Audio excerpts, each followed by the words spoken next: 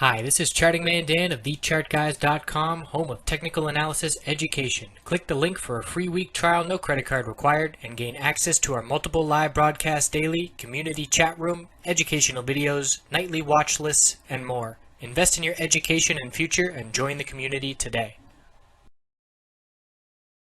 Hey everyone, looking at Facebook on the daily, weekly, and shorter term time frame. So we closed over the middle Bollinger Band, turning that level into support of 118.48 finally.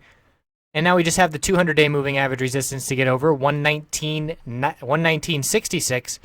And to break this lower high pattern, the bulls have to get over 122.98. So we have our low from the election dump, high of the bounce, higher low. And now we'll see if we're just going to form another lower high and then watch this range continue to tighten. It is a clear tightening pattern on the daily time frame. And like I said, if we don't break 122.98, it's just going to be another lower high and we'll pull back and look to form another higher low compared to 114. So it's essentially after a big pullback, we're reaching an equilibrium, tightening range, and we should see a clear break sometime in the next 2 weeks. Weekly time frame, bulls are regaining that 50-week moving average of 116.62. Big sigh of relief for the bulls, as that was support for multiple years before it was lost last week. So regaining it quickly right away on the first attempt definitely gives some confidence back to the bulls, and we'll see if they can follow through on the weekly and get back above 122.98.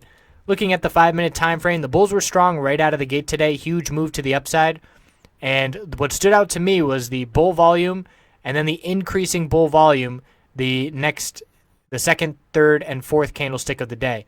Normally the pattern is the highest volume candlestick to open, and then you slowly decline as things settle down. So when it's anything other than that, it means pay attention.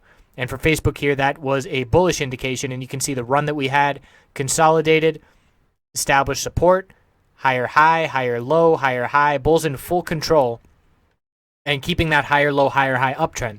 So if you were looking to go bearish on Facebook, if you're saying, okay, we've rejected from that daily middle Bollinger Band time and time again, I'm going to anticipate we're going to see a move back to that level, as I don't think the bulls are going to blow right through it.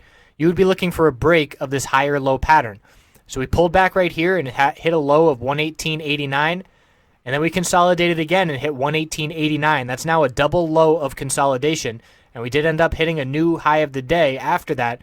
But after you have that double low, you can say to yourself, okay, as soon as we break that level, we break the higher low pattern. That's my bear signal. As soon as 118.89 breaks, and that occurred right here on this candlestick, increasing bear volume followed it. Other traders knew that, and we could just see 45 minutes of downside, and we dropped from 118.89, and then the low, we bounced off this 100 period moving average of 118.34. So 55 cent drop to the downside very quickly, which would have been nice gains for options. We bounced off this 100 period 5-minute support pre-market.